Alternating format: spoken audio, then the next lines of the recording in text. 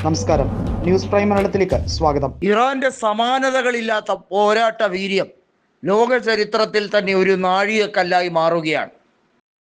മുസ്തഫ ഖമീനിയുടെ നേതൃത്വത്തിലുള്ള ഇറാനിലെ റെജീം എത്രത്തോളം ശക്തമാണ് എന്ന് അമേരിക്കയ്ക്കും ഇസ്രായേലിനും യൂറോപ്യൻ യൂണിയനും എല്ലാം ഒരുപോലെ ബോധ്യപ്പെട്ടിരിക്കുന്ന നാളുകളാണിത്.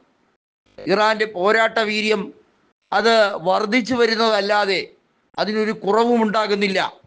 അവരിതുവരെ പൊട്ടിച്ചതെല്ലാം പഴയ മിസൈലുകളാണ്. ഇനി അവരുടെ കയ്യിലുള്ള പുതിയ സംവിധാനങ്ങൾ ഉപയോഗിക്കാൻ പോകുന്നതേ ഉള്ളൂ എന്നറിയുമ്പോൾ US പ്രസ് സെക്രട്ടറി ആകെ നെടുവീർപ്പിലാണ്. അവർ അവധിയെടുത്ത് പോയിരിക്കുകയാണ്. അതായത് പ്രസ് സെക്രട്ടറി കാര്യങ്ങൾ വിശദീകരിക്കാൻ പോലും തയ്യാറാകാത്ത സമയമാണിത്.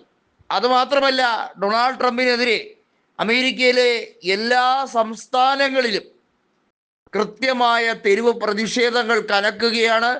റിപ്പബ്ലിക്കൻ പാർട്ടി ശക്തമായ തീരുമാനമെടുത്ത് പ്രസിഡന്റിനെ മാറ്റണം എന്ന് പറഞ്ഞുകൊണ്ടുള്ള വലിയ രീതിയിലുള്ള സമര പോരാട്ടങ്ങളാണ് ഇപ്പോൾ അമേരിക്കയിലെ തെരുവോരങ്ങളിൽ നടക്കുന്നത്.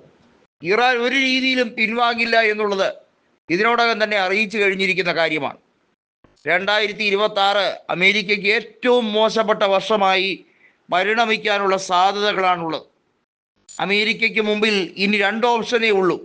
ഒന്ന്, ഇറാന്റെ കണ്ടീഷനുകളെല്ലാം അംഗീകരിച്ചുകൊണ്ട് ഒരു കീഴടങ്ങൽ എന്ന രീതിയിലേക്ക് വരിക. അതല്ലെങ്കിൽ പോരാട്ടം നടത്തി വലിയ നാശനഷ്ടങ്ങൾ വിതയ്ക്കുക. ഇറാനെ എല്ലാ രീതിയിലും പിന്തുണച്ചുകൊണ്ട് റഷ്യ, ഉത്തര കൊറിയ എന്നീ രാജ്യങ്ങൾ ശക്തമായ പിന്തുണയോടെ നിൽക്കുകയാണ്. ഇറാന്റെ പ്രോക്സി ഗ്രൂപ്പുകൾക്ക് വലിയ ആവേശമാണ് ഈ മണിക്കൂറുകളിൽ ഉണ്ടാകുന്നത്. നമുക്ക് അമേരിക്കയുടെ വില കൂടിയ വിമാനങ്ങളെല്ലാം തന്നെ ആക്രമിച്ചിരിക്കുന്ന സാഹചര്യമാണ്. നിലവിലെ പല ജെറ്റ് വിമാനങ്ങളും തകർത്തെറിഞ്ഞ് അമേരിക്കയ്ക്ക് കൂടുതൽ പ്രതിസന്ധി ഉണ്ടാക്കുമ്പോൾ GCC രാജ്യങ്ങൾ ആകെ നെടുവീർപ്പിൽ നിൽക്കുകയാണ്.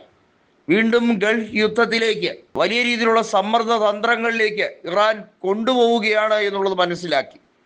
ഇറാഖിനെ ചൂഷണം ചെയ്ത് എണ്ണ ഊറ്റിയെടുത്തതുപോലെ, അല്ലെങ്കിൽ വെനസ്വേലൻ പ്രസിഡന്റായ നിക്കോളാസ് മഡൂറയെ തട്ടിക്കൊണ്ടുപോയതുപോലെ അമേരിക്കയുടെ പാശ്ചാത്യ ബുദ്ധിയുടെ മറ്റൊരു കരുവായി തീരാൻ ഇറാന് താല്പര്യമില്ല എന്ന് മാത്രമല്ല, ഇറാൻ ആവുന്നത്ര രീതിയിലുള്ള പോരാട്ടം നടത്തുമ്പോൾ അത് അമേരിക്കയ്ക്ക് ഉണ്ടാക്കുന്ന ആഘാതം ചെറുതൊന്നുമല്ല.